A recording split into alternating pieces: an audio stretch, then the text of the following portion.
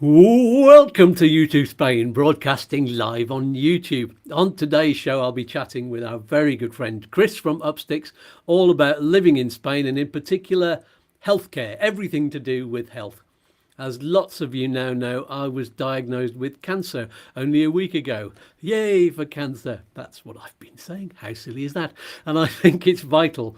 This is why I've been doing it. It's vital to talk about it. So I'm opening up the live chat to your questions and experiences of not only cancer, but the whole Spanish healthcare system, and also what you need to do to get on it, like the S1 if you're from the UK. Whether you have experiences or not, or whether you're afraid of what might happen to you, join in on the live chat, or if you're watching the video back afterwards, you can chat in the comments below.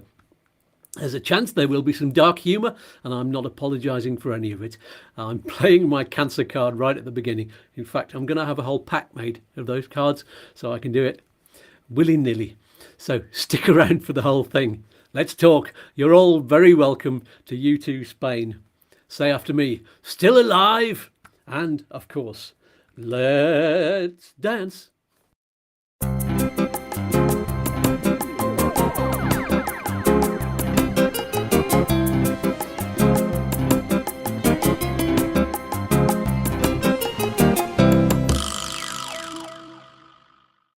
Oh yeah, I like that. Used to have one of those. It's like a ball on the end of a stick with a thing. That's percussion for you. Right then, just before we get chatting, there's going to be a lot of that today. I have a feeling we're going to go off on a lot of tangents. So just before that, don't forget about this lovely thing down there. That's our website. You can sign up for free to the monthly newsletter. It's coming up to the end of the month. The newsletter goes out on the 1st of every month. So I'll be writing that very shortly and updating you on everything that you can get on our website, which is like the written version of what you get here and on Facebook, with all of the different aspects of YouTooSpain, all of the services that we have. And we have a little advert in the middle of every live show telling you all about what you can get. So anyway, very quick mention also for our friends at Smart Currency Exchange, who I highly recommend. Make sure you sign up with them using the link below well in advance of your move or your buying a property in Spain. And that means you can get in touch with them for free and set up a free account.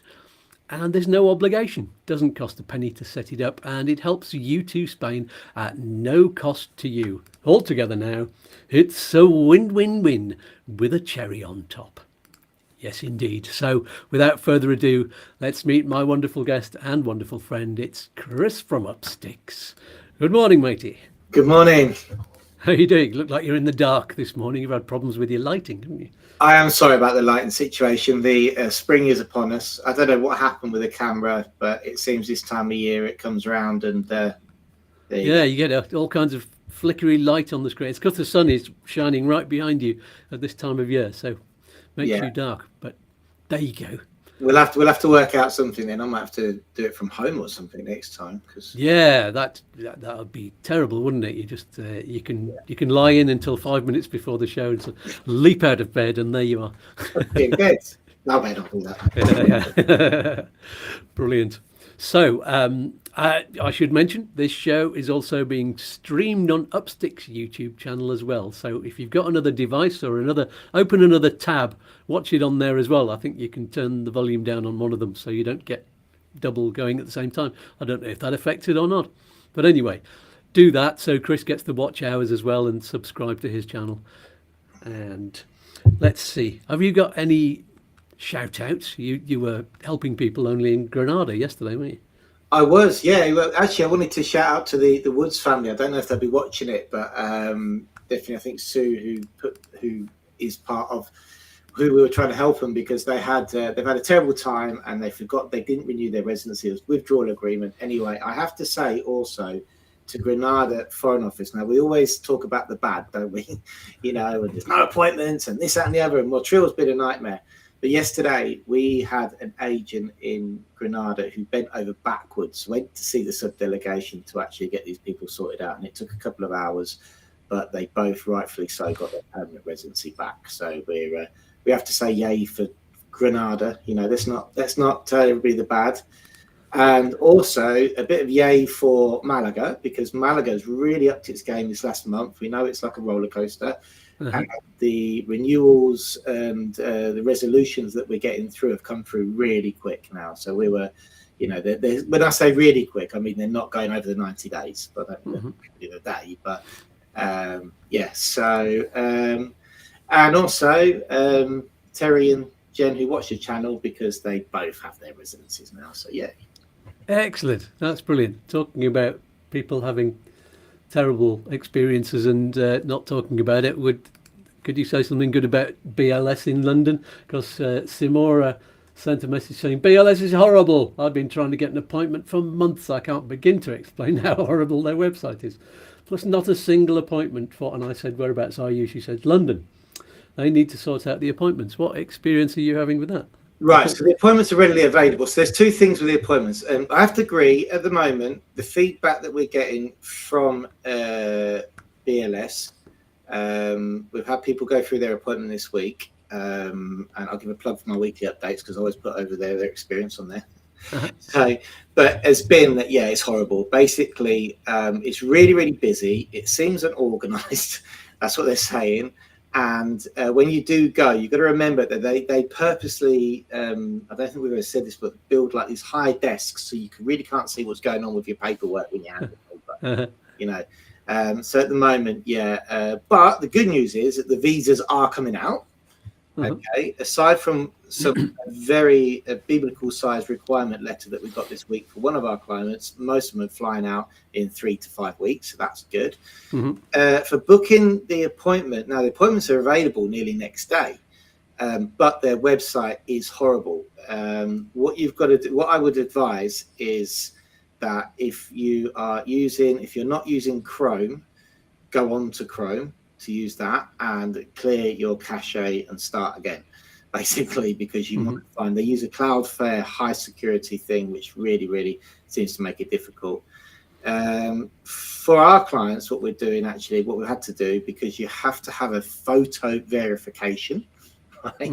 When you're behind the computer, so it's best using a PC rather than a tablet. We find that works. Is we're actually using screen sharing software to jump on the computer with them and go through the process. But yeah, it's a horrible website, and don't forget now they've changed the process at the end where you actually have to pay £14 per applicant to book the appointment, which wasn't part of the process before. And make sure you go to your appointment, they take that off so you don't pay for it twice. Excellent. Thank you for that. Hope that's good. I hope you're listening in, Simora. I will try and put a comment under your reply down there and let you know that you can get the answer on this video. Excellent. Let's see who's on the live chat. Michael Arthur was on the live chat about 9:25, well before we started, and he has a question. We'll come to that in a moment, Michael, but good morning. He's moving and buying a property, I think, certainly buying a property between Malaga and Nerja. Nice. Very nice, very close to me, and to Chris, of course. Okay, Jeanette Harding Wilson, good morning. She has an S1 question. We'll talk about the S1 in a minute. Mr. Lower Largo, top of the morning to you all. It's a beautiful sunny day here again in Torrevieja. That's marvellous. Sunny here, up in the mountains as well. A few clouds, but lovely. Bit windy. Andy Cooper, morning all. Adam Farmelo from Wolverhampton. Is it sunny there? Probably not. I'm only guessing. And Paul Cook, who's paired up with your channel, and Janet Stanton also. Anton Cares, good morning, y'all. The lovely Ant. And Kev the Argonaut, good morning, both. Hope you're feeling good today. Kev's already moved, hasn't he, from... where's he living? Somewhere up the coast. Kev and Kev's crew are sort of halfway through at the moment. Are they? Okay. I'll let him write in the comments where he is, but I think Kev's kicking back in Mercia at the moment. That's what I think he's secretly doing. Yes. He has got to come back. Good stuff. Steffi BC, good morning. She's saying feck off Freddy, FOF, that's what that means. We'll talk about that in a minute. And Anton Kez again, top of the morning to you both from us, John the Joiner. Hi, Skatz and Chris, good morning. Oh, still alive.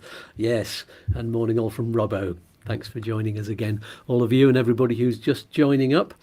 So today, all we've got, normally I've got a bit of a script going on so that I know exactly what I'm going to say. But today, we've just got a list of topics because there's so much we can talk about with health.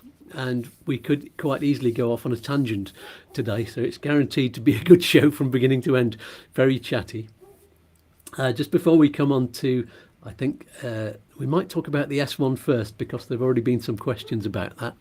I just want to talk about something that me and Chris were talking about before we went on the air, and that is the different expressions that happen as you get older, because I don't know if you know, but the sort of age group of people who move to Spain tend to be over 45, more especially 55 to 65, and also some retirees who already have their pensions.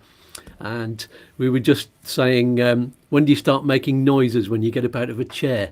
What age is that? Tell us all in the live chat. I'm not sure when I started, probably 40. It might even have been 25. I don't know. I think I started early. I thought I was older than I was. And then I stayed at 25, in my head at least, until they told me I had cancer. Suddenly I was a lot older.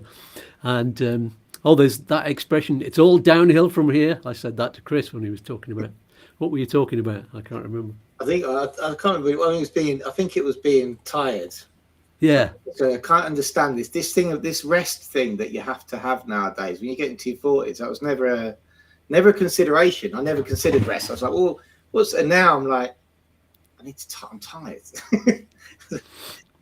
Spain's got it off to a T. They have a sleep in the afternoon. It's part of the culture. I think I'm going to have to. I've never ever adopted the siesta because I've never been a real big sleeper and always I'm just the way I am. I like running around quite a lot, and but lately I think a little power nap in the afternoon might help. Yeah, I've only done it really when I've had, say, a gig on a Friday night, and then I've done this show. I have to get up early on a Saturday morning, and then I've got a late night gig on the on the Saturday. So 10, and I find that just 10 minutes really, really works. If I have more than an hour, then I'm groggy and it takes me a while to get back up again, and I have to start on the coffee, and then I can't sleep again late at night. So tires me out even more the following day. So you've got to time it really well, I think. I'll have to adopt it and see. Yeah, Steffi says definitely 50 for the noises. I'm sure I started before that, and I think my optician said, was it 45 or was it 55? No, 45. That's when your eyes start to go, because that's when I first got glasses. And Mike Ripper says 30-minute nap in the afternoon is worth 2 hours at night, they say. Jolly good. 43 was when I switched from the Chinese shop glasses, which I was living in denial, to getting varifocals. And these are my second pair, but I do spend a lot of time in front of the computer now. So. You spend a lot of time losing your glasses as well. So. I do. I spend an awful lot of time losing my glasses. Don't do it now, because they're expensive, aren't they? Once you start buying the proper ones. Yeah. Oh, yeah. It's the lenses, isn't it? And then when they go, I suppose it's a healthcare subject, and they offer you 3 different types of lenses, and I'm like, I don't know. You tell me which ones are the best. And they're like, "Which one? Just go for those ones, the most expensive ones." Okay, then we'll do that then. So. Yeah. Okay, let's get to the live chat's going past quite fast now. So I'll go back to Michael Arthur. Hello, Michael. Let's answer these questions. The first one's actually about property. How do you guarantee that the house you buy in Spain is totally legally built with planning permission, etc.? There is a way of checking, and it's got a lot better in recent years, hasn't it, Chris? What's the name of the document that you go for at the town hall? Yes, you can get, basically you can get a notice simply from the land registry, which describes everything. But your lawyer should be able to go to the town hall and get a disclosure document and see if there's anything. The notice simply will tell you on the land registry if it's actually owed anything, okay, on the properties. That's the financial side. But the town halls are now forced to disclose basically if there's anything wrong with the expediente there, and they're forced, if your property lawyer will go and say, for this property, we want you to disclose what is actually against this property to see if there's anything that they've got currently open against it. So there's actually 2 forms that you can do now. But yeah, I mean, that's a property lawyer question, really, to be honest with you. They would know better than me. But yeah. And Michael's asking for a recommendation. Look in the video description below. There's at least one property lawyer down there, and tell them that I sent you. Yeah. And there we go. And yes, I've already said he's looking for a property between Malaga and Nerja. A lot of good properties around here. And look up in the mountains. And don't forget, you can get there's an article on our website. But to get this nota simply, you can actually get one. There's a very, very good company who I'm not affiliated with at all, but we use them all the time in Barcelona, called Registro.es, and they get them within 24 hours from the whole of Spain. Brilliant. So they have a huge network, and you get it for €25. Excellent. Jeanette says, hi guys, with your S1, is your, or do you mean do your medical records transfer, or do you need to obtain them yourself? And so they need to be translated. They do need to be translated, yeah. You need to do this yourself. So this is, again, recently, there's something we've been bringing up with our clients, because we always do the visa, the registration, and say bye, so it's a very, very good idea to have your they don't get transferred automatically, so you need to bring your medical records, and don't forget that each GP is different. So you will be signed a GP once you register at your healthcare centre, but then you need to visit that GP and basically give them your records, update them, tell them the tablets that you're on. Some GPs we have seen in areas have actually looked at records which are in English and managed to decipher exactly how they need to continue your treatment. Others have said, no, go away and bring all this back translated to I just don't understand. So I suppose it depends on the complication. So recently we just had one where someone had a thyroid problem, for example. Right. Well, there was nothing really needed translating. It was another blood test and a switch to a different drug, because the current drug they were using isn't marketed in Spain. Yeah, for example. But then if you've got somebody who's got pre-existing conditions or pre-existing illness, then it's probably a good idea to get that translated so they can show that and put it on their system, just in case it comes up in the future. Yes. And you don't have to get them officially translated by an official Spanish translator, because that'll cost you, well, I don't know, €50 a page or something like that. So you can do it through ChatGPT or Google Translate or something like that, and get somebody who can speak Spanish well to maybe tidy it up. Well, you had experience. So here's a question then for you, because we did that with yours, didn't we? But we did it the other way around. So like free OCR. OCR is well, I don't know what it stands for, but it's where it's online. You can just capture text. Oh yeah, optical character recognition. I think it's called something like that. Is that what it's called? Yeah. So that's. I mean, to get a quick translation, free OCR and ChatGPT, it does it. I know it's 2 systems, but you can get that for free, essentially quite quickly. It's not always 100. It's never going to be 100% accurate. You need to quickly. Did it translate yours? Okay. Yeah, I think Liz used Google Translate and then looked up some of the medical terminology in English and made sure that it was the same kind of thing. And she did lots of checks from in medical journals and things like that to get how they say certain words, because there are certain words, medical terminology, that don't quite translate. Actually, a lot of the medical words sound almost exactly the same in Spanish as they do in English, but it's the words that come in between that sometimes you get a bit of a problem with. But she managed to do it quite well. But between the two of you, the translations, we absolutely got the gist of it. Right. Yeah. So let's see. Any more questions there? Naps in the afternoon. Kev the Argonaut says, man flu today. Renovations on hold for a day till the aches go. Glad to hear visas are coming out of London quite well. I'll tell Terry and Janet was worth an hour queuing in the cold. There you go.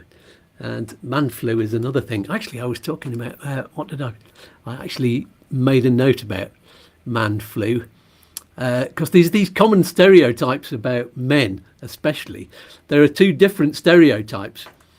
One of them is men moan a lot when they're ill. That's the man flu thing. And the other one is, oh no, men are very stoic. They never talk about their problems and they don't moan at all. So which is it? You know? It's actually both. I don't talk about it until I'm really ill, and then I don't shut up. Oh no, you've just supported the stereotype. No. Sorry, I ignore it completely and go, actually, no, I'm ill. I suppose that's what I've done. I stuck in with just, there's sometimes I've got pains, sometimes there's blood in my stools. Just don't, it's all right. It's not stabbing pain. It's just an ache. I'm not going to complain about that until suddenly I've gone to the doctors and had it checked out, and they go, we've got to check you for cancer. And now I'm doing a video diary every week and complaining about it. So, fulfilling the stereotype. Yeah, I think that's just, and it just means that if you have got it, if you've got a pain, just insist. If the doctor tells you to bugger off once, just go back. Absolutely. You might be saving your life there. Yeah, you could do. Go to emergencies. That's, once you've been to emergencies 3 or 4 times, proper emergencies, not the local one. Sometimes that helps as well. Yeah, absolutely. And it's not like in the UK where there's a backlog, where there's emergencies. You can be sitting there for 5 hours before you get any kind of attention. But Robert says, no, I'm a man of certain age. I have more hair in my ears than on my head. Yeah, the tweezers get an awful lot of use in mine, and the nose as well. Always growing out there. That's why I've always got an itchy nose, and I'm doing that on my videos now. And I got one of those little nose hair trimmers, but the trouble is they grow back really short and sharp, and you're going, really, really hurts. So you have to get the tweezers, and they're thicker when they grow back. So awful. These are the things we can talk about now. When you get to your 40s and your wife looks at you funny and you think she's going to give you a kiss, but then she plucks a long grey hair out of your eyebrow. That's a sign of getting into your 40s, really, isn't it? So. Yeah, Michael Arthur says 50 years for creaking, 30 minutes nap in the afternoon, and the chair is perfect. And S1. Should we talk more about the S1? Did we have a question further up? Robert McGuinness is saying, our plan is for me, EU passport, to apply for residency first before my wife, UK citizen, and I'll be piggybacking off my wife's S1 from med cover. Oh, this is an interesting way. They've got an interesting way to do it, because he's going to be pigging. I can't say that word. I've got the wrong teeth in. Piggybacking off my wife's S1 for medical cover. But yes, so he's going to apply first for his residency, but how does he make sure that the S1 cover that his wife has covers him? Yeah, no, you'll get a separate. So far, so good. Let's talk about our experiences. So we've had this in 2 provinces, which have been Almeria and Malaga. And so far, so good. Don't forget that you will both get a S1 certificate, and you will figure on the back of a certificate. So your wife will get one that's got nobody on the back, and you will get one with your wife's name, and you will figure as a beneficiary. The person who is in charge of accepting that for your residency as an EU citizen is the person actually behind the desk at the Estancia, because you have to physically go at your appointment and you get the residency on the day. So far, so good. We haven't had a problem with people who are beneficiaries, but getting their residency for the first time before their spouse. So yeah, I mean, what I would say is, because an EU citizen gets their residency in a day and the paperwork is assessed at the day on the desk, if you do have a problem, then and they turn around and say no, then walk out and book another appointment, see if you get someone different in a different station if possible. So in Malaga, you can go to any station you like now. We've got 7 to get EU residency. So it's really about finding somebody who understands that you qualify behind the desk. But so far, so good. Great stuff. We have actually a question. It's quite a complicated question, I think, but let's deal with it because it's got the S1 involved. We've got kind of 2 screens that I can share here. This was on Facebook and it was very long, so let's put up the first part of it and see if we can focus on it exactly. So John Carr says, I asked for a friend. She is dual Irish citizenship and Filipino, aged 50, the widow of a British pensioner who was covered on his S1 for full medical services for both of them in Spain, including subsidised prescriptions. He died a few months ago. Her S1 cover stopped. She's not worked in Ireland or Spain. She's not seeking to augment her income, but does not have sufficient income to obtain private medical cover. She's hoping to get free cover, which is provided by RD Lay. That's the law to those who are not working. She's been registered as resident in Spain since before 24th of April 2012 and has a legislative letter showing they don't have existing medical cover from the NHS. And this continues on. Let's get the other one. Hope you're taking all of this in, because I'm just picking up the second one now. So the second part says, let's see if I can see that. There was a requirement they have an annual income of less than 100,000 euros. However, that was declared unlawful by the EU and thus withdrawn as a requirement. Some say, albeit she may get cover, she will not be entitled to subsidised prescriptions. Is that so? And how does she register, please? Never done one, but that's the honest truth. But I have heard of this before. The people losing their S1 entitlement if they're riding off the back of somebody they don't qualify themselves. Like last week. Now, I think what they're talking about there is that all permanent residents have the right to get healthcare after 10 years. Yeah, considered like the same as a Spanish citizen, basically. But what I thought that was if you didn't have the money to actually subsidise it. So everybody, as you know, Spain has a contribution-based system, doesn't it? So yeah, if you contribute, then you receive your healthcare. If you don't contribute, but someone else does in a family unit, then you still receive your healthcare. Right? If you don't contribute enough or don't have enough money to, then you have to apply basically for the state to pay for your healthcare. Yeah. What permanent residents can do. So this, the requirement for 100,000 euros, to be honest, don't know where, I'd have to look at that. Don't know where that's come from. So I'll definitely research it though, to have a look at it. It was my understanding if you didn't qualify as a permanent resident because of your income, etc., then you would have to go on the Convenio Especial, which is the paid application. And obviously, being here for more than a year, they could do that. But yeah, that's about it. But we've never actually done one of these applications, so I don't know. So yeah, sorry, John. Not sure how you'd register. Where would you have a look? That's for that's for the Social Security. So the Social Security, what I would take on basically all the documents and exactly what they do with the first registration with the F1. So you'd submit all your documents to them, and they would have to approve it or not. Okay. So definitely, that's the first point. How does she register, please? The first point of call would be the Social Security. Yeah. Okay then.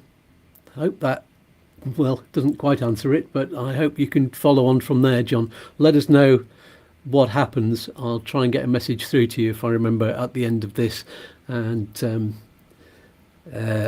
see if we can help any more, and let us know what happens. Yeah. We may as well do all of the Facebook ones now, because there's only a couple more, and one of them is a compliment to the Spanish Health Service, so let's talk about that now. Sally Pert says, having had a few problems, and who doesn't at 75 plus, I have full confidence in the Spanish National Health Service here in Andalusia, and even if finances permitted, I would never go private or back to the UK for medical treatment. Well said. And some people do go private just as a kind of top up, just in case they get, especially, you can get sort of quicker treatment. I had to wait for 10 months for my appointment for the colonoscopy, actually partly because I said, oh yeah, it's that, because I was being stoic, and I said, it's fine, it's not all the time, you know. So they put me on the non-urgent list. But actually, if I'd been private, then I could have just gone in straight away, and they'd have done it within a week. So some people find it is worth paying for private as well. So depends on your circumstances. Again, it depends. And what do you do, Chris? Are you just on because you're self-employed? Security, always, never had private. And so we've had 2 kids, various operations. I got referred to the private actually for one operation, believe it or not. Mm-hmm. But yeah, again, in your experience, Lara had quite a big operation a couple of years ago, and she sort of knew that something was wrong with her, but she had to really insist. And there was a couple of times I just palmed her off, but she got floated about quite a bit until she went 3 or 4 times to emergencies and said, well, unless you push this to wherever it needs to be pushed to, I'm going to be here again tomorrow, really.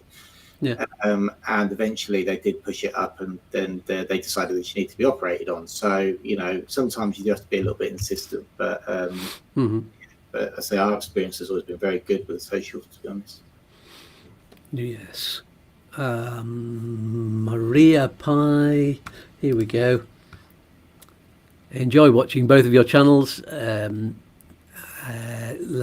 If you take the chance and move to Tenerife, or to get an apartment, I think there's a bit missing there, for holidays, how hard would it be to buy land and build? I have to sell a house in UK. Now, you'd have to do that in advance. That would be a bit tricky, because if you need the money to start the building project, then you'd have to sell your house, and then you'd have to rent in the UK presumably, or in Spain. So that might be a tricky thing, because you're putting your money on the line there. It's finding the correct plot. So make sure you have a plot which is urbanizable. So each area, so Tenerife would have its own rules as to what size the wall has to be around. They call it the altura media. So you have 1.8 meters for your wall, and your house has to be X amount of meters from that wall, and you can only construct X amount of meters on your plot. So, but if you're looking at land in the middle of nowhere and it says rustic, well, just run away screaming, because you're never going to be able to build anything on it. Whereas if you've got plots which are specifically designated for building, which there are loads in Spain, there is a lot. Then I don't know about Tenerife, but then look for specific plots of land.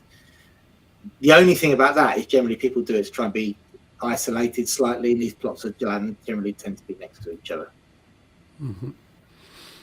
There we go. Beverly's saying, Damien, presumably your husband, partner, is such a drama queen. He had a cold but insisted it was bird flu.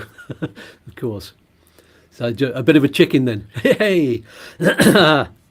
And Kev the Argonaut says, it's not hair up your nose. We know it's Colombian marching powder. You rock and rollers are all the same. No, those days are long gone, Kev.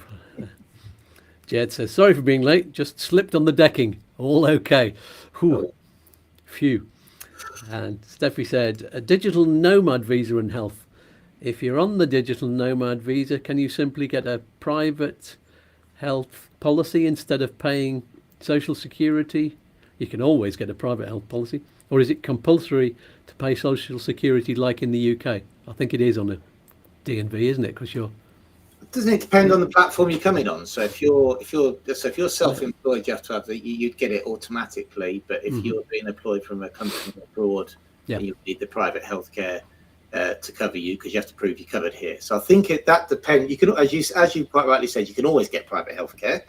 Yeah, so anybody can have it. In fact, it's big with Spanish. Spanish love private healthcare. They have social and private, and combine the two an awful lot. But depending on the platform you're on, if you're self-employed or then you would coming on the self-employed as a DMV, then you get it anyway, because you'd have to register as autonomous, I believe. Great stuff. Beverly's saying, when we move to Fuerteventura, Damien will be looking for work. Will we need private medical insurance to get residency? Yes. He'll be doing bar work, so hopefully we'll get a job fairly quickly. I think that's the EU passport question, and the answer is there's three things that you have to demonstrate when you go to your EU appointment to get residency, and they are that you've got healthcare, you've got money, and you've got somewhere to live, right? So if you to somewhere to live is your padron certificate, which loads of videos on your channel about that, and money and healthcare. If you've got a contract, okay, the money and healthcare is generally covered by the contract as long as it meets the minimum required income. And if you haven't got a contract, you need private healthcare and to prove you've got income from another source or savings. Great. Hope that answers your question, Beverly. If not, carry on chatting. Jed says NHS junior doctors have gone on a 5-day strike in the UK. Yeah, lots of strikes going on at the moment, aren't they? Yeah, not surprised. They're all treated badly. They're never paid enough. Just give them a hand clap. That seems to be all that the government are giving them. I'm being ironic there, by the way. Barry from Unitech says, apologies for arriving late. I'll slap your wrist, Barry. He says, it's terminal man flu. Of course it is. Bless you. Hope you get better soon. There was one other Facebook thing. We're going to get onto some of the standard topics in a minute. I've not even touched that yet. But this question is from Karen Masters Brotherton. How do you get healthcare aged 18 and not working? So that's a tricky one. Not quite. We don't quite know your situation there. Yes, there could be. So if you're, the first thing is if you're 18, you're not working, and you're legally living in Spain, and your parents have access to the social security because they're working self-employed or something, then you could apply as a beneficiary still at 18 if you live in the same household. So that might be a way, or get a job, or you register as self-employed, or you get a private healthcare policy. Okay. Yeah, I think that answers that one. And okay, so let's talk about some of these topics. We talked a little bit state or private healthcare. Anything else we want to say about that? We're going to talk about just quick review on the old S1, I think, when we were going to say about the... Oh, yeah, let's fill in the rest of the details on the S1. Yeah, just with the S1, I mean, relating to the NLB, for example, which is a lot of people watch the channel are coming on that platform. We know it's accepted now, but you do have to take your pre-registration document with you. Okay, so basically, this is a farcical registration with the Social Security, which you do online, or someone can do it for you, like we do for our clients. Where you submit the documents to the Social Security, they'll give you a digital document to say, "Yay, we've received your application," and you take that to the consulate with you. But the Social Security then always reject it because you don't have residency. Yeah. Right. So the consulate see you've started the process. The Social Security, when they bothered to open the file, turn around and go, "We haven't given us the complete documentation," which means when you get to Spain, you have to go through it again. Right. But that gets you through your initial appointment at the NLB. And two things to remember, very important when you do get your S1. If you have a beneficiary, so a spouse who is riding off the back of your S1, that they are two separate certificates that I mentioned before.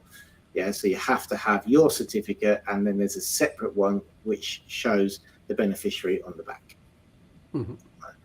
And the good news is at the moment is they seem to be they post them out to you. They'll either post them to the UK or Spain, but they I send them via email as well, which is great. And for EU applicants, there's no need to pre-register it. You need to go with your S1, get your residency, and then use that residency to register your S1. Excellent. Yeah. Anything else people need to know? I mean, you can do whole programs about this, and you've done videos.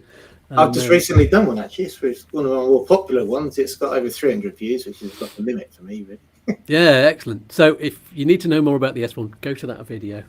Yeah. Or to one of the previous health ones that we've done together on this channel. So, and I think you've got something on your website as well, haven't you? Have you got an article about it? Yeah, we've got a few, and we've recently got one, video coming up as well with the S1, which I've done, which I haven't published yet. Just reminding people sometimes the best way to get one is by calling. There's a number you phone. sometimes you get someone at the end of the phone just isn't catching your drift, getting your vibe. And the best thing to do is politely put the phone down, say bye, and then phone again and get someone else who knows what you're talking about. Because sometimes it's a very busy call center. I'm not too sure they direct the calls. And if you find you're not getting anywhere, we've had people who are like, I don't really know why I'm not getting anywhere with this person. Put the phone down, call up, and someone's gone, oh, you need next one to go to Spain. Yeah, tell me this. And then they've got it. So you have to do that as well. Be aware. Sounds like my experience of working in a call center, because you're somebody who's just arrived. There's a high turnover of staff in most call centers. Right. And there's a very high chance of you getting somebody who's not got very much experience. And it takes sometimes a couple of years to know all of the things that you can possibly do and all of the ins and outs of the business that you're in. So, yeah. I used to get calls quite a lot from people who were saying, I spoke to someone last week and I didn't have a clue what they were on about. And I said, yeah, fair enough. But you're through to me now and I know everything. So that always made them laugh. Maybe flip chart there. Yeah. So let's see. Jed Tierney's saying, I think as people get old, they become more and more attached to the UK health service, making that leap to Spain more and more difficult. It is true. You get used to certain systems and it can be daunting. Yeah. I think as we get older, any change, I would hate my change. I don't see them that much, but. And Robbo says, can you join the Spanish healthcare system for year 2 to 3 of visa application, and what is the process? Well, that's good. So this is a lot of people talking about the Convenio Especial and actually paying into the system, but you need to be here for 12 months to be able to do so. Then you have to apply and then they have to approve it. So what normally happens is that falls in line with your renewal. And we have to submit the renewal, and it will be a big risk to not take on your second year's healthcare until you had the Convenio Especial in place. So normally that means that you would have to actually take your second year's healthcare once you've been here for 12 months and you've got your renewal in your hand, then apply for the Convenio Especial. And then at the end of that year, if you get granted the Convenio Especial, be wary of the time you have to give your insurance company to cancel the policy, because if you do it after their contracted time, they give you a terms and conditions. They say if you're going to not renew it, you have to tell us within 60 days, something like that, or 30 days. Some companies, then you can get rid of it. But always get your Convenio Especial in place before, because you have to have continuous healthcare. That normally means having 2 years. So it might be good to go 6 months before the year 3 is needed. Apply for the Convenio. You've got your year 2 in place, you've got your insurance in place, you can start the process then, but you just got to make sure that it's all in place before you get rid of your private healthcare. Yeah, but if you start it too early, you're going to start paying monthly for that, and you'll be paying monthly for your private plan as well. So you can't leave it too close, because, like you said, you might have the same problem at not having it at the beginning of year 3 and having to pay for a whole year's worth of private again. Yeah, so if you're looking at, say, a 3 month turnaround for the approval, which is that's an estimate, it could be anything, then whatever happens, you are going to be looking at maybe paying double at some point. We had a question as well recently about someone said, can I go into monthly payments and then just cancel it when it comes on board? Don't forget, when you pay for monthly payments, you're still paying for a year's contract. Yeah, so you might be punished financially if you stop it part the way through the year. Yeah. Yes. Barry has a question. The earlier example of the 18-year-old with no private health care, no job and not having parents with private that they can piggyback onto, would the 18-year-old get no help? If they've got no parents that they could use. If their parents didn't have private, well, the parents would presumably have private healthcare. If they're not living with their parents. Right. Okay. Yes. Yeah. No. Depending on if that 18-year-old. That's a very broad question. Is that 18-year-old a permanent residency? Have they just landed? Have they got a Spanish passport? That really depends on the individual circumstance. But certainly, if they've been here as a permanent resident and they've let's do that. they could go to social security, but that really depends if they're on a student. Are they a student as well? Students different for students, so there's no black and white answer to that. Yeah. Okay. Steffi says, is the S1 only if you're on the non-lucrative visa, or can you get it on others? You can use the S1 for any residency platform. Great stuff. Right. We've done the S1 then. We've done it. One of the things I've noticed actually, and I don't know if this is a negative, some people find this a positive, and it's the only thing that some people call it a negative in terms of the private, no, not the private, the public healthcare, the state healthcare that I'm on, is that the staff are more blunt and straightforward. I think that's the right words. They're very direct, I think is a much better word for it, than you would expect in the UK, for example. And some people find that a bit off-putting, and but I think it's quite good, because the appointment that Chris, that you were there to translate for me at the with the doctor, when they said you've got cancer, they didn't beat around the bush. They said, right, this is the lesion, this is the tumour, it's cancer, it's blah blah blah, and they didn't go, right, please sit down, we've got some bad news. They didn't do, which is what you'd expect in England. You'd expect some kind of bedside manner, but no, they are quite they're quite abrupt. They're so abrupt, so I think they're just getting the job done. I mean, we had recently, Isla, my daughter, got a sprain on an ankle, really terrible sprain, and we took her to emergencies, and it was 45 minutes. I've never seen, it's like an operation. Now they're very, very good with kids here. We've had, fortunately, my son had pneumonia when he was 2, and it was picked up by a junior doctor. He had 2 consultants. They went in, they didn't like it. They went, hang on a minute. And this lady came in and went, just send him for a scan quickly, because I don't like it. No fever. He didn't have a fever. Just didn't like the sound. Sent him for a scan. Turned out a very small pocket of it wasn't viral, it was infectious. And within 10 minutes, literally, they'd taken Lara, told her she's staying for 5 days. They went, come out. This lady just pointed at me, went, right, you need to go home, you need to do this, you need to do that. You're not going to see, the kids are going up to and they literally just sent them up to the planter, they call it, the floor. Told me to go and get all this stuff, and said, your wife's going to be staying here for 4 days because she decided she wants to be, we need somebody. And I was like, okay, right, yeah, I'm going to do as I'm told. And I ran off, got everything she told me to, did the piece of paper at the desk, and within an hour I came back, and he was on the ward, hooked up to antibiotics, and that was him cured in 5 days. But again, the same with my daughter. I was saying, when she went in, they went consultant, scan, back to consultant. It's not a break. It's a very bad sprain. She needs a month in plaster, into the plaster room and out. 45 minutes. I was like, wow. It was incredible. Yeah. So, and my only experience of the emergency ward here was, I think I've described it on a previous program, certainly on my video diary. Went in, gave the piece of paper onto the person at the desk. She pointed me to the emergency department, and I was passing the triage door when somebody called my name. I hadn't even sat down, and then that took just a few minutes.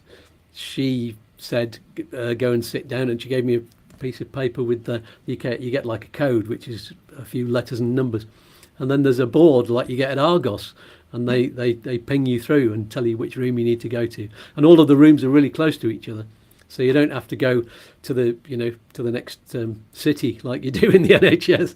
You seem to have to walk all the way down to the other end of the hospital and across the road into another building to get to the X-ray department. And but no, they've got an X-ray machine there in the emergency department. So very direct, very quick, and you know what you're doing. Yeah, we were out in 45 minutes there. And they seem to, when we had my daughter Isla, when second child, and we were out of the hospital in 24 hours because the what they call them, the matron, not matron, in English, staff nurse. I don't know what they call them these days. I think they still have matrons. Yeah, making sure the child's okay. He came round, saw us, and just asked a few questions. Saw Lara, said baby's absolutely fine, and came and saw us and said, "Is this your second child?" And we were like, "Yeah, it's all good." And they were like, "Oh, are you comfortable?" This, that, and they just, Lara said, "Look, I'll be honest with you.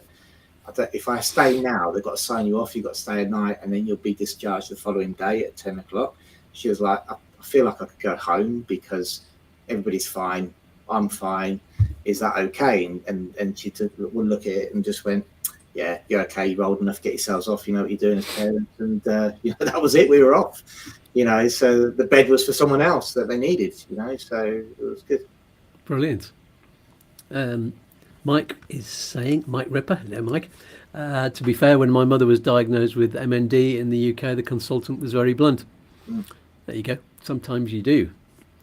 And I suppose when you get to the consultant level, I'm going for my the oncologist, the big specialist, the one who knows exactly what he's talking about, on Monday. So I'm looking forward to that, and I'm hoping they're very blunt as well. So the funny thing is, the first time we went in, when it was the colonoscopy, and the doctor gave us the report afterwards and spoke to us then, that was the point when we were upset. And even then we didn't know what it was, because we had to go for because I knew there was loads of tests coming up.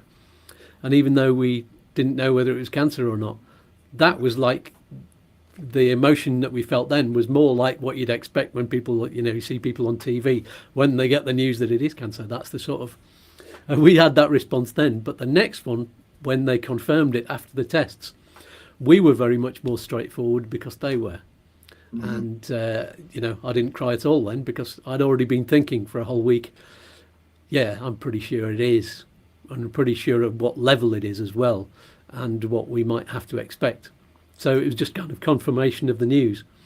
Yeah. So by that point, we were both, yes, at least we know what we're facing now. So, yeah, I think that, so it rubs off on you, I think that. Yeah, let's see Monday. Yes, roll on Monday. More good news. Yeah, at least we'll have a plan in place then, and that's even better when you can see. It's like when I always used to say, I go to the dentist. If they say this is going to hurt, then I don't like that. But if they say this is going to hurt for the next 5 minutes, I go, okay, I know what I'm facing now. Yeah. Rather than this is going to hurt for the rest of your life. It just feels like if they don't put a limit on it, then don't like it. So yeah. Jed says, what's the cost of prescriptions in Spain? I'm on 7 different types of medication, but as I'm over 60, they're free in the UK. So I know they're not free here. Subsidised. Yeah. Subsidised, and there's a cap, I think, on a monthly cap. Yes, they have a cap. Subsidised, you pay a percentage of the medicine, but there is a cap.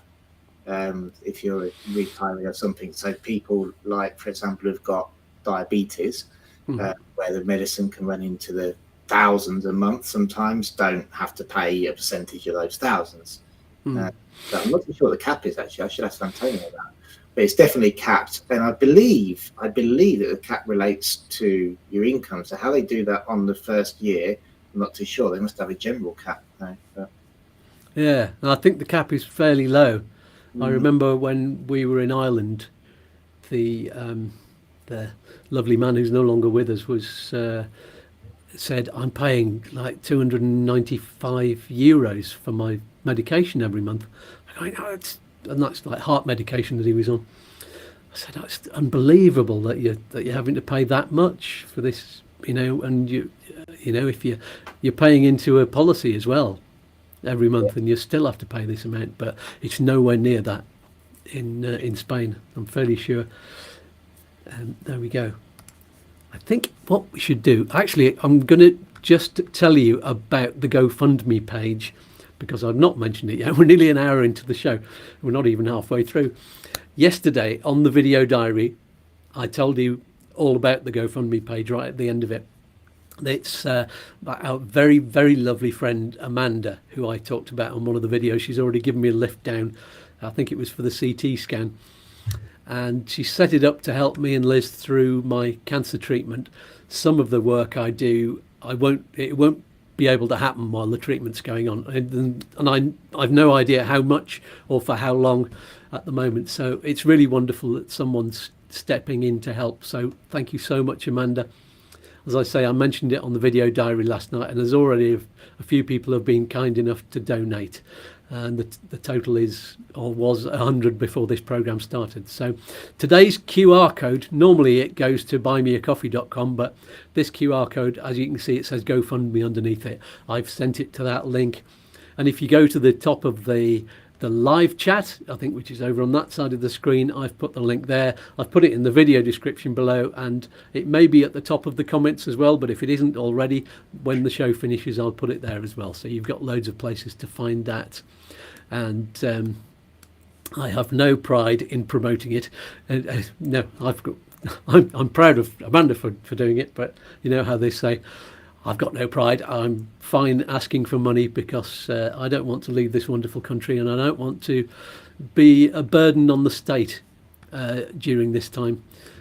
So if you'd like to donate, that would be wonderful. And there's loads of places that you can find to do that. We've got more questions on the live chat, and we've got lots of other different little subjects that we're going to cover, but let's take just a short break to find out what other services you've got with YouTooSpain. And it does say on there that you can use this as buymeacoffee.com, but of course you can't do that today, but there's a way of donating anyway. I'll let them explain it. We'll see you in a couple of minutes. Here we go. This show is very helpful to you, isn't it? And you're enjoying it too. Then click on the thumbs up, you lazy colonel. I don't have any thumbs. You can use your nose, Doogie. And don't forget to subscribe as well. And rub on the bell for notifications while you're there. It's all free. Information is valuable. I need a coffee to keep my pecker up. So why not show your appreciation by buying us a coffee or 3? There's a link in the video description below. No, use the QR code. I own the company, you know. No, you don't, Colonel. It's there for the whole show, sweetie. Just point your camera phone at it. But wait, if you think all the help and information and entertainment you get here is worth more than just a few coffees, you can support YouTooSpain with a regular monthly amount. You're not getting my money. You don't have any, Colonel. You live in a hostel. There's a link to Patreon where you can find out what extra groovy movies you get by helping out. Oh, I'm all a quiver. One more thing. Get on with it. There's a guest waiting. Goodness knows why. The beautiful watchers are waiting too. And the ugly ones. That's enough, Colonel. There are lots of vital things that YouTooSpain gets you access to, and discounts too. What things, Master? I like things. Well, do you need private healthcare insurance? Of course I do. This gout won't go away on its own, you know. Do you need a visa or residency, sweetie? Do you need to exchange currency? What about finding a property like mine? It's huge and expensive. Just like me, darling. Ah! Or do you need advice on tax and pensions? I don't know what they are. Or do you want a Spanish mortgage? Or a discount on getting documents translated and apostilled? Or a lawyer to sort you out. I didn't do it, wasn't me. Do you need a lovely little app for learning Spanish? How about finding the best mobile phone provider? Buy a YouTooSpain t-shirt. It's a win-win-win. You can even get discounts on full mouth dental treatment and get a new smile just like Skatz. Smile! All of the links are here down below, sweetie. If you can't find them, ask me in the comments. Are you finished yet? I need to go and kick some servants. He's not a very nice human. No, he's not. But let's get back to the show, shall we? Back to Skatz in the studio. That was my line. Oh, stop being beastly and be a good little boy. I am a good boy. You are, Doogie. Back to you, Skatz. Wonderful. Thank you, Skatz, Walter, Dick, Colonel and Doogie Dog for joining us. If you have any questions for them, you can just ask me. I think you know it's me, don't you? They all look a lot like me anyway. So here we go. back to the live chat. Oh, somebody's just scanned the QR code. Brilliant. Good on you. And let's go to the live chat. Oh, Sean, expat in Matheron, says good morning to you both. Hand pink waving, it says on my thing there. That's brilliant. I love how it translates the emojis into words. We should do, everybody put an emoji down there and see what happens, see what it comes up with. Go for some of the more complicated ones and see what it says. That could be fun.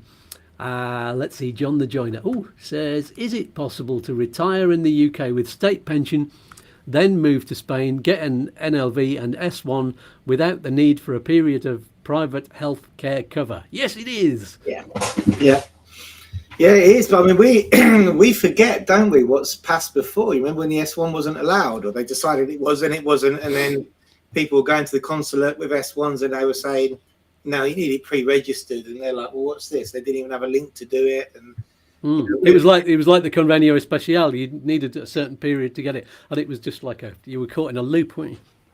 That's why that's why the GoFundMe's there, because of all this that you've been through before. You know, this is the pioneers, and all these clients have been through us, and people watching the show. You know, they've been through. Now the S1s, like, they get their BLS officer like, yes, okay, another tick in the box. It's not always been like that, you know. And the show, your shows, has shown that. Right? You know, there's a history there. Yeah.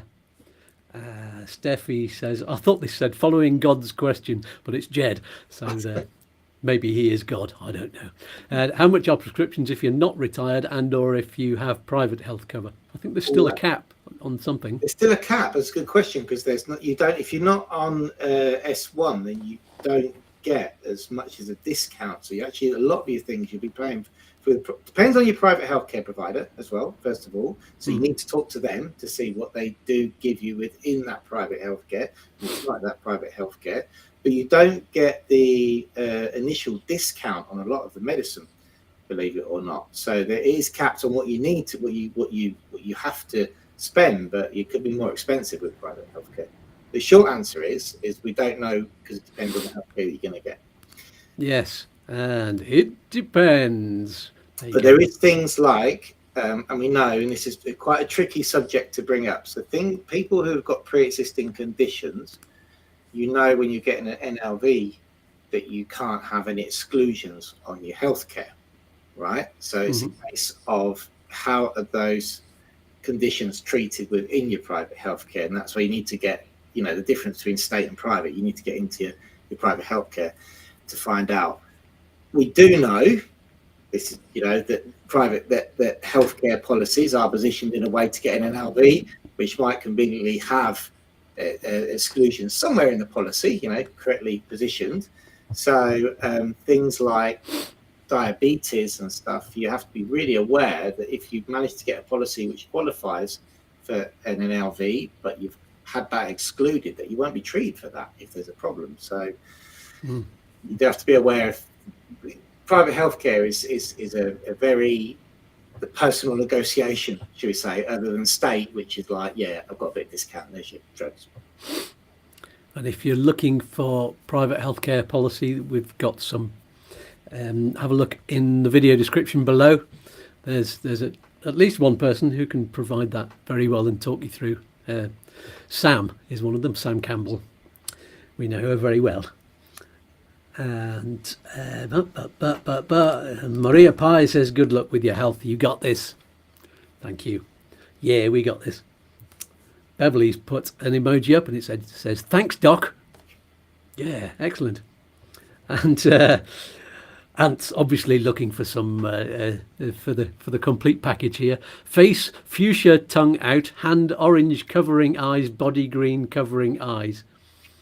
Very good. That looks like 3 separate ones, doesn't it? And Mad David says, good morning, chaps. Hope you're both well. Yeah, feeling well. I was going to say 100%, but more like 80%, I think, at the moment. I have to be honest about that. So we've talked about healthcare cover, state or private. We've talked about the quality of care you get here. Well, certainly the speed of the service, but it seems like quality of care is pretty good as well too, isn't it?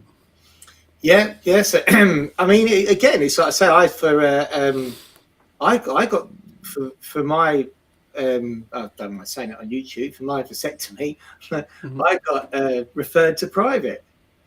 Yeah. So private, to be honest with you, Kieran, I'd have been really annoyed that day because there was a huge queue of all social security men all stood down like, you hear the same? Yeah, what you so yeah, we're all, and we all got sent in at the same time. It was post-COVID, so it might not happen now. But when I went in and, very happily married and, 2 lovely, beautiful kids, and we're like, 42, that's it now. Went in, booked it. They went, it's going to be 3 years because there's a waiting list in COVID. Wow. 3 years, okay then. Well, there we go. And then after 3 months, I got this call from Kieran here in Benomadina, and I was like, no, I think you must have the wrong person. I don't have private. They're like, oh no, you've been sent from the Social Security. Oh. And it was done on the private. Oh. But did you have to pay for it, or did they? No, I didn't. I just the only thing I had to do every single time, and I had to go 4 times, including the operation, was fill out exactly the same piece of paper. And after the second time, I went, can I take a photo of this? Because then, or I could just print it and give it back to you next time. They're like, no, you have to fill it out when you get here. Oh. So that was a bit strange, but no, it was proper private treatment, and the half an hour with the consultant who did me this wonderful drawing of which I still have somewhere of how it was all going to work and stuff. And this is where the cars go, and this is where, I was going. Brilliant. So, and yeah. Did they use a cutting device or a burning device? It was cutting. Because he said it's irreversible. I said, I've heard that there can be mistakes in this, that, and the other. And my consultant went, not with you. There's no mistake. He said, in this one, there's going to be no mistake. It was going, and when you read the thing, it says what you got the report, I think they called it. Then it says that they took 1.5 centimeters from each side. So it's just not going to be any mistakes on you. It's not. So they didn't just tie a knot in it. No. It's like, definitely 100%. You're never having. I was like, okay, you sure it's not reversible? I said, because he said to me, what I do to you is not reversible. So just so you know that. And I went, real good. Fair enough. Yeah, you do have to sign a document, don't you? I had mine done I think it was in Ireland. Yeah. And it might have been in the UK. No, I think it was in the UK. And he used the laser. And Liz came in with me, because she was fascinated. So there was me with my legs up and, and my bollocks taped up like that. So yeah, must have been a fantastic experience for her too. Well, I got gas and air. Did you? I didn't believe it. I was gas. I've never. They suddenly went, and I was like, because I'm quite claustrophobic. So when they put the mask on, I was like, oh no, I don't like this. Can't you just inject something? And after about 3 seconds, I'm like, wow, this is good. They didn't. I don't know if they injected me. I think they gave me a quick injection, but they said you won't feel it. But I could see the smoke coming off it, and I could smell it. So that was a bit unpleasant. But no, I was kind of expecting it, and it took a matter of seconds, but I'm sure that's irreversible as well, because he'll have done 2 burns, and of course it cauterizes the thing, so it's very, very safe. There's no stitches needed, no nothing. I know I definitely had stitches, but I was drunk when I left because I was honestly all over the place. I can remember because there was Glenn, my friend, was waiting for me. So I get really moody. So I was like, "Oh, Lara, you don't come because I'm going to be in a big mood." That's because men flu and that kind of thing, So you stay at home. And my mate Glenn came to pick me up. Bless, he's always helped me with those things. And when I walked out, he said, "You walked out," and he said, "What do you want to do now?" Because I hadn't eaten. He said, "Oh, I fancy going for a kebab and a pint." I never fancied kebab. He said, "You must have been drunk." So that's what we did, actually. But yeah, it was crazy. The gas and air, I was all over the place with it. It's brilliant. I love it. I've not had it since I had, dental treatment years and years ago. But yeah. Oh, John the Joiner's put up some emojis, and they've come up as emojis. How come it happens for some people and not with others? Can anybody answer that? Have we got any technicians in the house?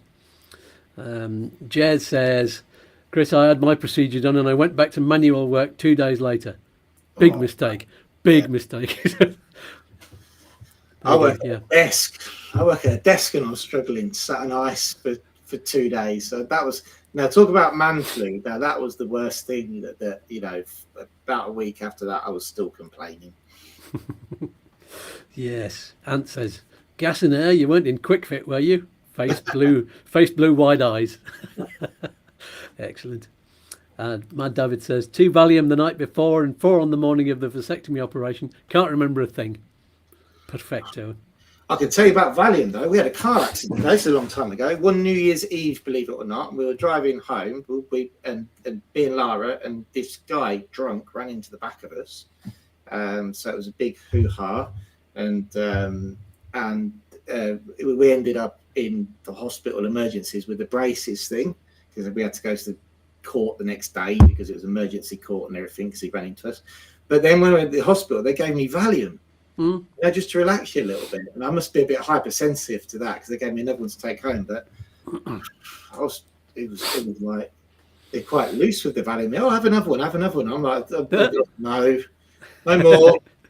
No, a little bag of them to take home. Just dear me, I was like, I didn't have any more after that. It was paracetamol, and that was it because it was a bit wobbly. I tell you. Yeah. This crazy stuff. There you go. And Beverly says, Ant says, it seems to be the emojis with words on the Upsticks thing, but no, Steffi's has got it. She's not on the paired, and hers says glasses, purple, yellow, diamond. Nice.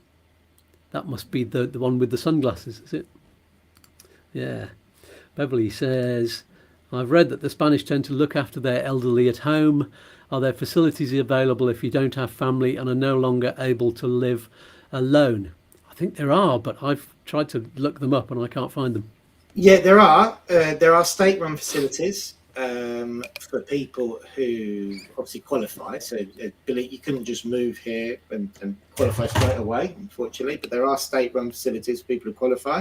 There's also private options. For people who go into the house. For example, like Abby Care is in our networking group. Oh yes, Karen. So we'll give her a shout. But on that comment of looking after the elderly at home, the Spanish generally tend to look after their own if possible at home. So we've got really good friends of ours whose mother has Alzheimer's, and there's 4 brothers I think and a sister. I can't remember how many there is in the family, but they just do turns between them. And generally, as and when they can, they wouldn't put them in a home. They would always make sure that they were looked after, either in their own home by taking turns or keeping them at home with somebody. I have heard as well, talking about, slightly different, but aftercare.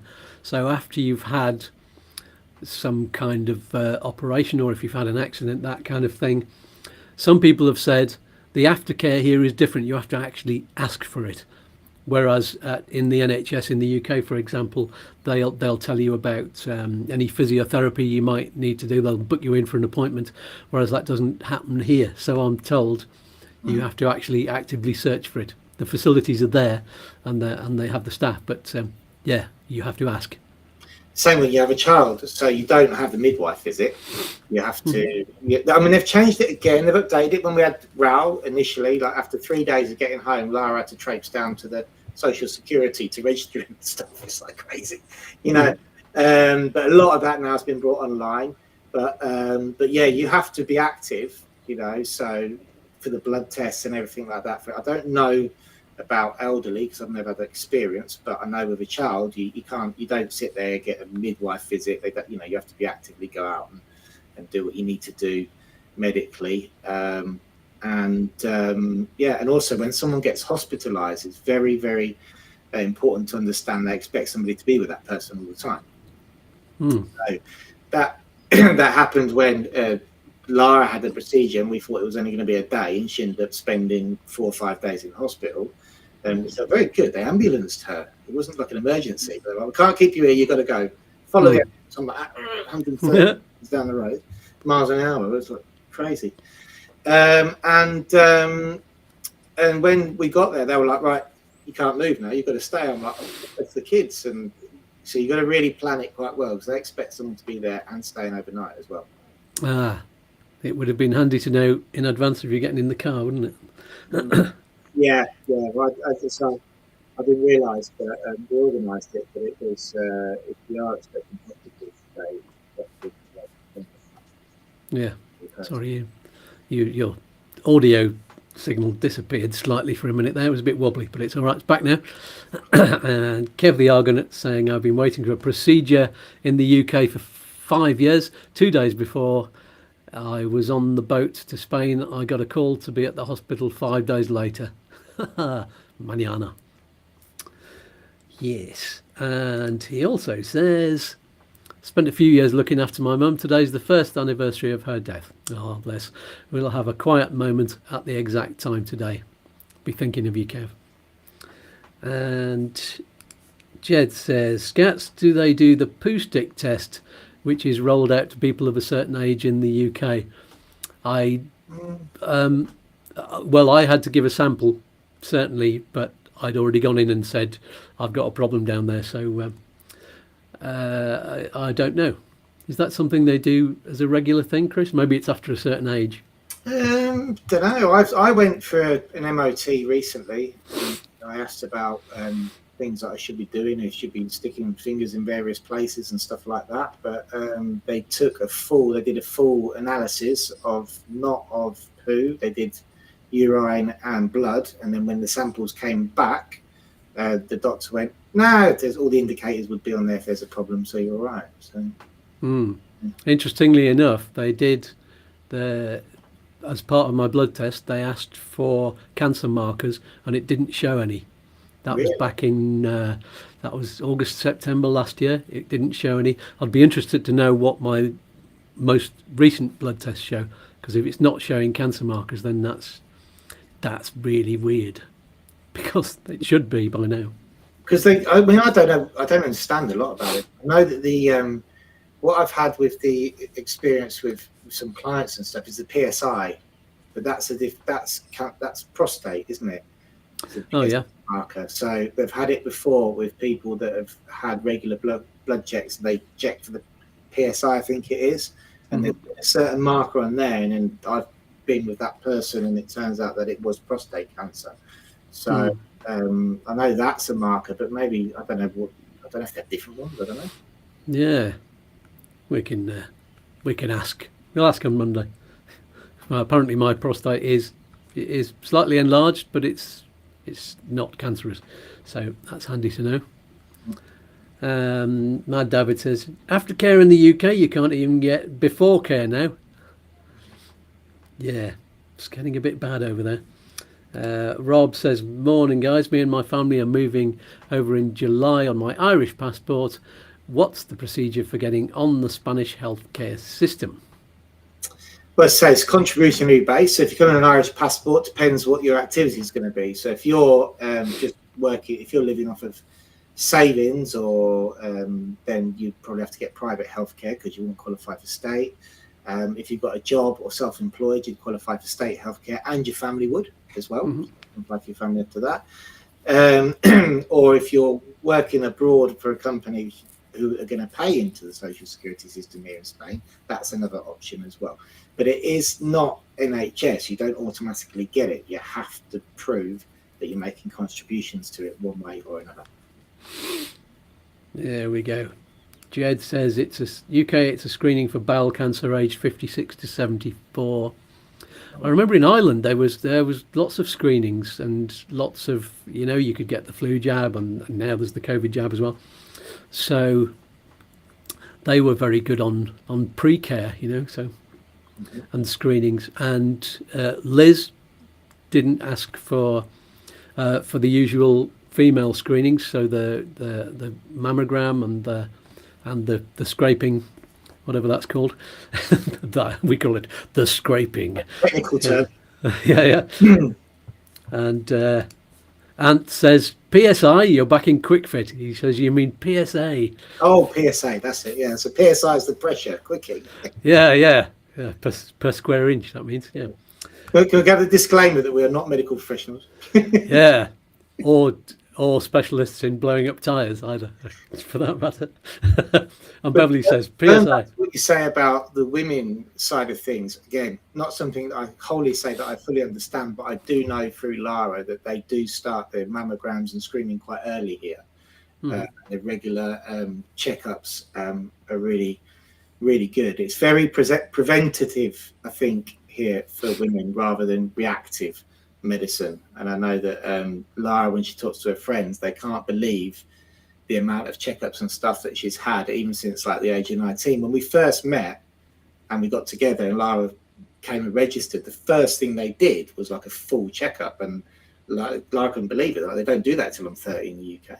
I don't know if that's still the case, but that was, you know, all those years ago. It was, and it's been the same ever since. Always regular checkups. Very good. Maria says, sorry to keep asking questions. That's what the live chat's for, Maria. Thank you for all of your questions, and carry on asking them. If you have to have someone, with you in hospital, would it be a problem? As I'm in my late 50s, I'm a widow. Now, my experience recently has been in terms of being able to speak Spanish, I think. Is that what you're asking? Or just being able to have somebody with you? Certainly that I've found in different places, they ask you to have somebody with you who can speak Spanish if you don't speak it very well. So in that case, that seems to suggest, yes, they're fine with it. I guess it's going to depend on what you're there for. You can't take somebody into the X-ray room with you, obviously, because that's dangerous. But what's your experience, Chris? Yeah, no, and my experience is that they are happy for translators to come in. Now, I've been on many translation jaunts, learned an awful lot, still learning with you. Yeah. And in terms of long stays, then definitely, yeah, they expect somebody to be there really to help you, so you have support. So things like, I mean, they don't come and sit and feed you your dinner or anything. They go, there's your dinner, and then you'd have to bring your tray over yourself. So, you know, if you need water, you know, you'd have to go and get a bottle for someone. So yeah, they do. It's completely different to the small experience I've had in the UK. Whereas in the UK, these strict visiting hours, and then you have to off it. Where here, it's as long as you've got your, I should put mine that I saved from Lars. You get a visitor's pass.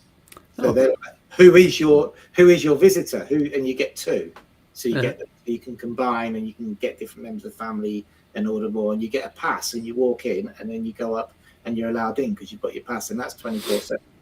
Wow. Well, that's good to know. There you go. So Maria, make sure that the person with you can speak Spanish. That is very, very, very handy. Some of the doctors that I've spoken to have much better English than other ones. They've all got some kind of English, and even on my colonoscopy, one of the nurses, he was a younger bloke, his English was really, really good. So he was translating for the doctor, who I could already understand. But yeah, and our doctor in the local health centre here, they can usually speak a bit of English. I live in a place where 50% of the population are Spanish, and the rest of them are from Northern Europe, and the predominant language is English. That even if it's a second language for Germans and Scandinavians, etc., they can all speak a bit of English too. So it's handy for them all to know it, and they learn it from an early age, don't they? They learn English as well, don't they, Chris? Well, plus obviously now for most professional qualifications, English is a requirement. So that's why you'll see probably the older generation don't speak as much English, but the younger doctors and stuff coming up do, because they're required to speak English at a level, I don't know what level it is, it's C1 or C2, whatever it is, to actually get that qualification and pass that test. Through friends of mine who have got kids and stuff like that, and the more and more English and the qualifications is becoming part of that process. So the younger doctors are always going to have it. So it's good. If they want to use it, they're not obliged to use it. But. No, and C1 is pretty good. That's really, it's I'm still in B somewhere. C is where you can have a conversation, really. I'm starting to get there. Yeah. What's that, in English or Spanish? I've only just reached A1 in English. I'm from Peterborough. I'm still struggling with this thing. Yeah, they don't. It's a whole different planet in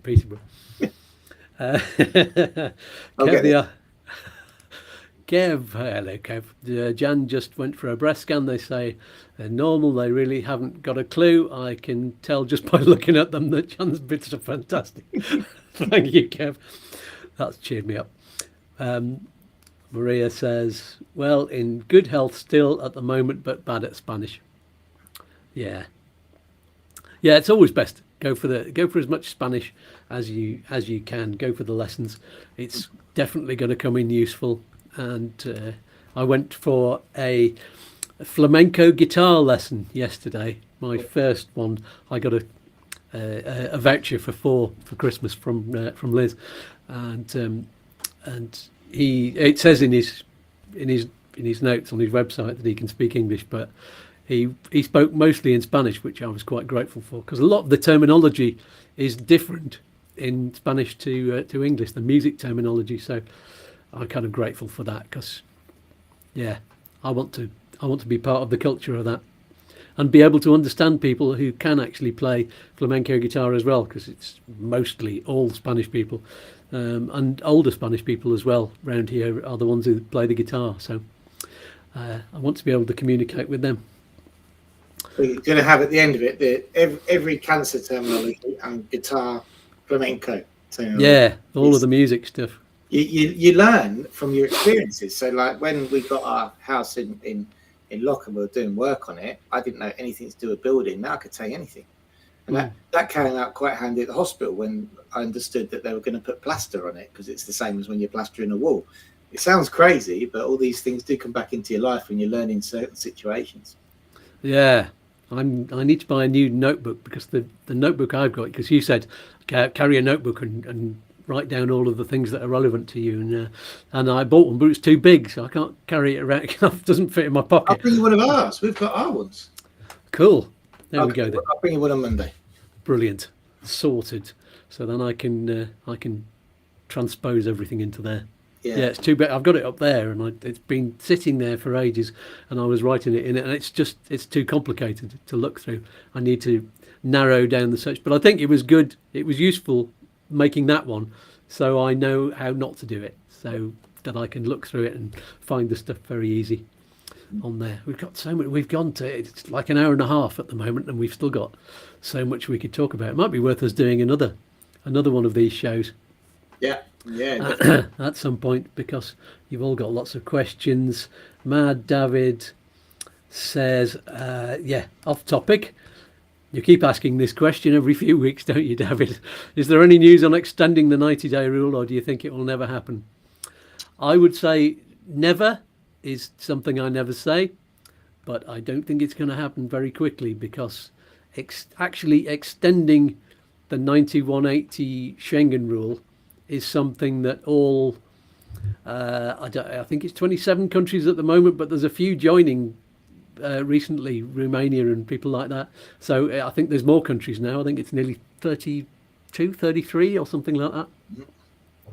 And they've all got to agree. It's all got to go through all of their parliaments and agree, and then the whole EU, and then it's such a, and also they don't want to do it just for the UK, because if they do it, they've got to extend it for other countries as well, or they're showing favouritism to one outside country unless there's a specific deal. And also the UK need to campaign for it. There's a 180 days in Spain campaign.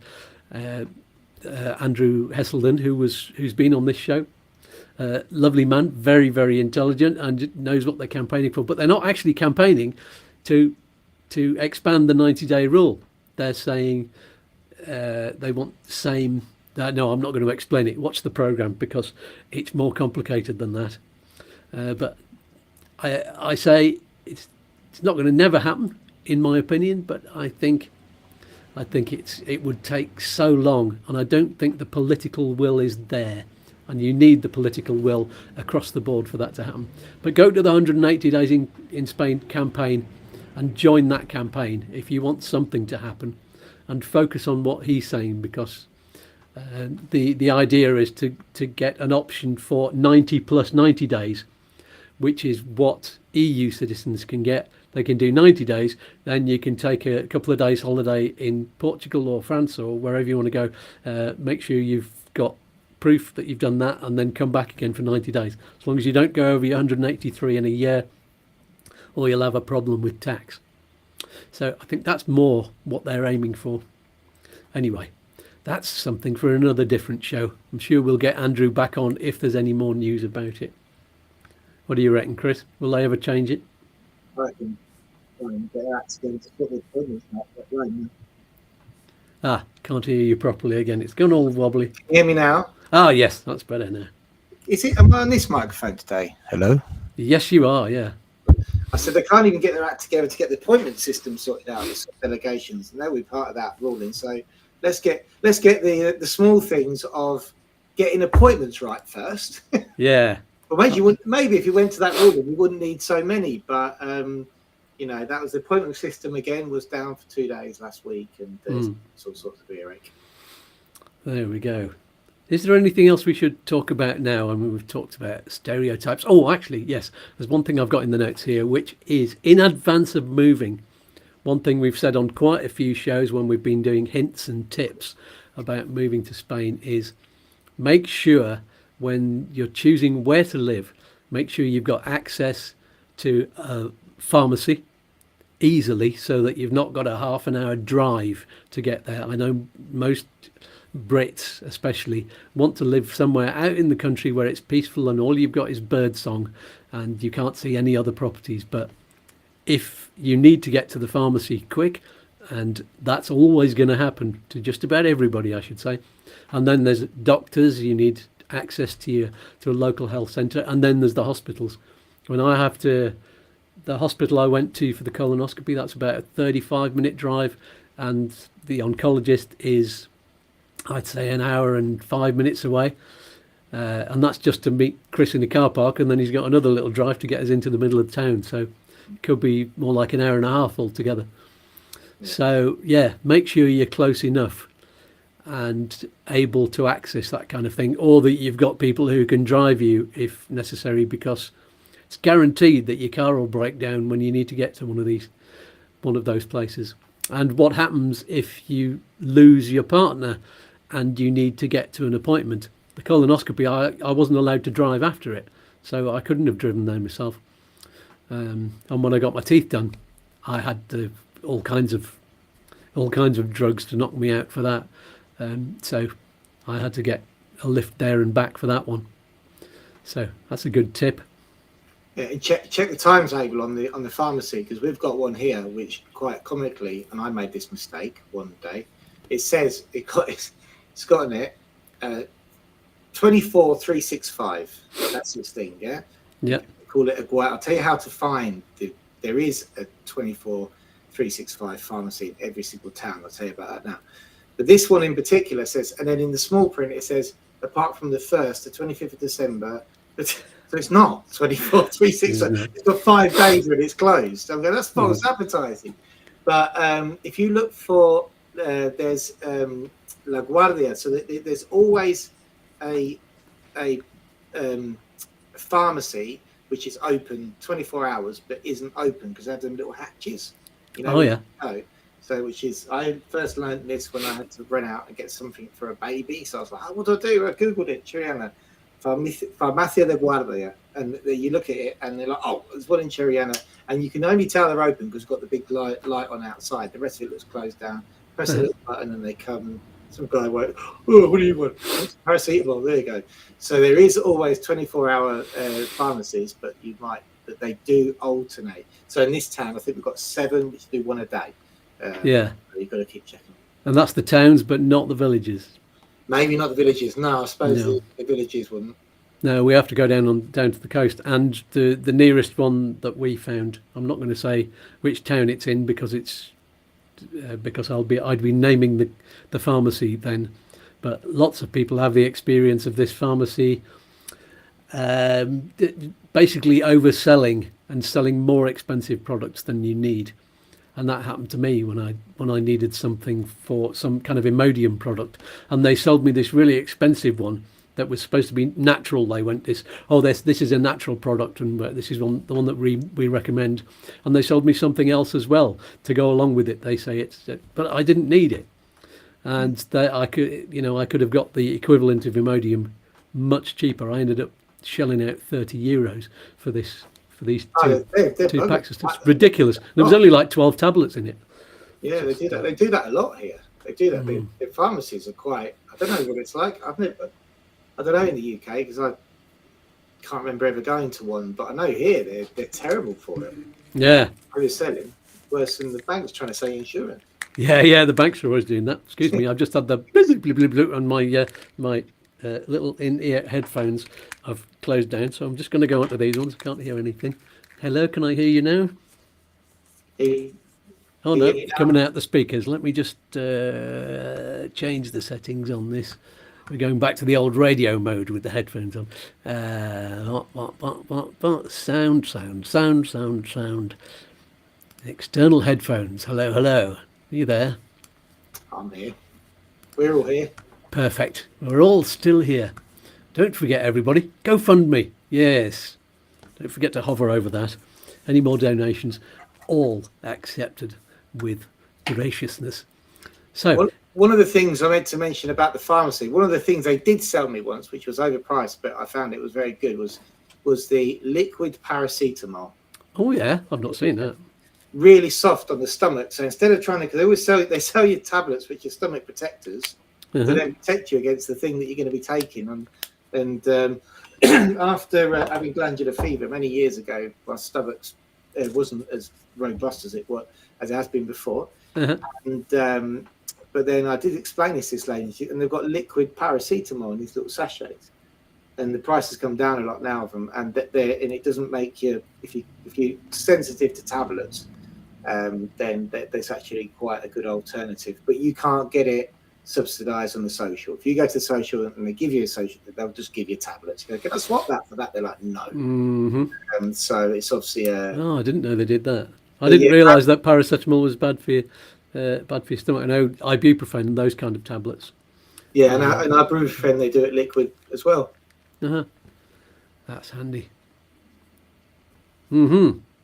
Mark says, if you successfully complete the 5 years process of applying for residency through the non-lucrative visa, can you use public healthcare free, or do you need to carry on with private healthcare? So that's if you're a permanent resident. Yeah, again, that relates to what income you're going to have at the time. So it's contributionary based. So you as a permanent resident, you can get it if you don't qualify with your income and stuff. But if you've got enough income, you would suppose that off an LV that you would have, if you come back on LV, you probably have to pay the convenio especial. Very good. Oh, we've got to say wave goodbye to Mad David. Have a good day, chaps. I'm off to Wetherspoons for a full English and a pint of Guinness. This is supposed to be about health, Mad David, not about killing yourself off in Wetherspoons. Anyway, enjoy. It's probably very cheap there. I shouldn't be advertising Wetherspoons, but everybody knows. P.S. Chris, I'll send you my address for my fridge magnet. Cheers, mate. Yeah, thanks for that. That worked really well. I didn't have a special offer for my weekly updates. I gave away fridge magnets, and that worked really well. So I'm just waiting for yours now. The rest have been posted out. I'm on to Sean as well. He's got it away, but I still posted him one out. Excellent. Beverly says, do supermarkets sell paracetamol, etc.? No, unless they've got a parapharmacy department like the Carrefour in Malaga has. Really big Carrefours. I think that they've got and you don't buy it on the shelves. It has like the chemist section where all your products are, but there's also a desk where you can go and I don't know if they do prescriptions, but you can get things like paracetamol and ibuprofen and those kind of things that you can only get from behind the counter. So yes. So not every supermarket. I think it's only the huge ones. What we do have here, which I haven't mentioned, is herbalistas, the herbal places. Oh yeah. So they're very good. Now Lara's would be able to talk about this for a lot, so maybe you need to get her on the show and talk about that. But when I was sick with flu at at Christmas, and that terrible man flu that we were talking about, really bad, which left me 3 days on the sofa. But the drugs that they gave me at the doctors were just, they're awful. Like, I don't know. Anyway, but it was sick. It was, they gave me a strong thing, which wasn't good. And anyway, so I got rid of it all. And Lara went to the old herbalistic place and got some cough medicine from there, which was a gingery based type thing. Anyway, wasn't that cheap, but I have to say it worked like that. Oh, was cool. brilliant. And then a few other bits and bobs, but the herbal shops here, which are really, really, really good. So your natural herbalistas. So if you're into alternative treatments, and I have to say at Christmas, that's what helped me with the flu, then go and check them out. Brilliant. Yes, there are quite a few shops like that. I've seen them in certainly all of the big towns. Yeah, no, they are. And like the kids' medicines and stuff like that, they have the natural ones, which we use rather than the other ones. And it's good. Brilliant. Well, we'll start to round up now, I think. I've got in the notes here talk about funeral plans and wills, but I'm going to have somebody come on the programme soon to talk certainly about the funeral plans. Somebody that's in the same business network that Chris and I are in. And what else were we going to talk about? There's also life insurance. If you need to talk about life insurance, then again, Sam Campbell is the one. Her details are in the video description below. And I was going to talk about some cancer stories. I was going to talk about all the lovely support I've had and all of the experiences that people have been talking about, positive experiences of getting through cancer. So I think I'll do a separate show about that. I mean, I'm doing that on the video diaries anyway. So do watch the video diaries that come out every Friday. Subscribe to the channel and then you'll get notifications about that.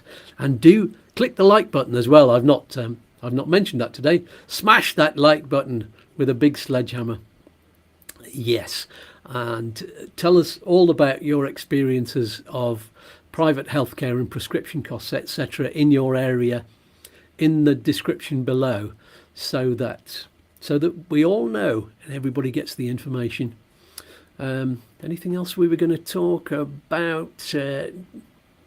Anything else, Chris? Any final comments before we round up? No, I think that's it. I mean, just before, as you say, when you're making your healthcare plans, remember before for your private health that you don't actually have to start your private health at the time of your appointment at the consulate. You can post-date it when you're coming in. And also it is possible to switch if you're going to be a state pensioner during your first 5-year temporary residency. You can switch from the private healthcare onto the state healthcare system, but make sure you've got the state healthcare registered before you get rid of your private, which comes back to what you were saying earlier on about getting the timing right, because it's you don't want to be paying for your private if you don't have to. But if you're switching from private to S1, the likelihood is you're going to have that in place for the contracted time until the other one's up and running. And we've successfully done renewals for people who switch from one to the other as well. Brilliant. Auntie saying, bravo todos, hasta pronto, TTFN, and cue the Bee Gees. Ha, ha, ha, ha, staying alive, staying alive. Yeah, it is. And yes. Still alive. You have to do it in that voice as well. And FOF. Use the hashtag FOF, which stands for Freck Off Freddy. I should do that in an Irish accent tonight. It only works. Freck Off Freddy. And we're talking about Freddy the Bastard, who is my lovely tumour that we're going to get rid of together. Yeah. There you go. So, who do we have on next week's show? To be honest, I have no idea. I've got a few people who are just about to line up. Got some really exciting new guests coming up soon that I won't tell you yet, but I'll be pointing them out and telling everybody what they're all about, probably on the Facebook group or the Facebook page, and announcing that live as we go through the week. Yes, and of course watch the video diary on Friday, because you will find out exactly what's happening once I've spoken to the oncologist. And so have any questions ready for next week, or put them on the Facebook page, the Facebook group, or under this video, or under any one of the videos. Oh, Yogi's just joined us. He says, "Hi guys, how are you all?" We're fine, mate. There you go. Oh, and he's dropped in 1.99 in GB pounds. Thank you so much, Yogi. There are lots of different ways to donate, and I think down on that side of the screen, I can't point my finger the right way. It's down there. There's a little dollar sign, and you can actually donate there. Lots of different ways of doing that. But thank you. And Anton Kez says, "Wash hands, great song, wash hands." Brilliant. I love these things.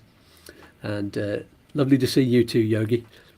Yogi's talking about coming across this way and meeting up for a coffee or a drink, or even some substantial kind of food, whatever.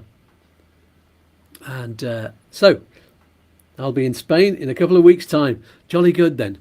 Yeah, send us a message and we'll all get together. It's about time we had a gathering of all of the folks who've moved across because of Chris and I, and both of our channels. And we might have to do it several times in several different areas, might we? Because there's a load of people over in Alicante and Almeria, and rather than start with a Malaga get together, see how that works. Yeah. So who wants to come to that? Tell us in the comments below, because we'll be going off air shortly and the live chat will disappear. So thanks everybody for joining us, and of course thank you, Chris, for being a lovely chat person today. And also thanks everybody for watching the video back afterwards and leaving comments and hitting the like button and doing the GoFundMe thing in the corner there, or buyingmeacoffee.com. That link is still below in the video description. Either way, it all goes to help YouTooSpain and get me through this thing, and also to help Liz as well. She's worried about what might happen over the next few months, weeks, years. It could take a while. I don't know. So I will see you either on the Wednesday evening video. I don't know if the Wednesday evening videos are going to keep going when I can't, but I'm going to keep on doing Saturday lives for as long as I possibly can. Even if I can't get up these stairs, I'm going to do it from somewhere in the house with my laptop. So you might get a view of my bedroom wall or something like that.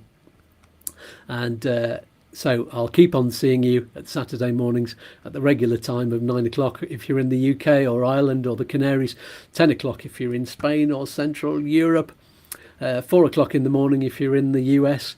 And actually, to those viewers who are in the US, I'm going to have somebody on the show fairly soon. This is one of the exciting new guests who is going to be talking about bringing people over from the US. He's got a new business starting up, so I may well be doing a show later on in the day here so that all of you can watch live. So that's an exciting new development. So that's all for this week. Somebody pass around the health cookies, let's call them now, the good health cookies. And so it's peace and love from me, and peas and fluff from Chris. And here's one final message from all of us here and all of the voices in my head at YouTooSpain. Everybody, still alive, and let's all do the cancer dance. And here we go. See you soon. Bye-bye for now. Bye, lads. Bye. Goodbye. Toodaloo. Peace and love. Peas and fluff. Oi, oi. Don't do anything I wouldn't do. One more cosmic dance? All right, then. Look, Mum, I'm dancing. Oh, I'm all a quiver. Let's dance.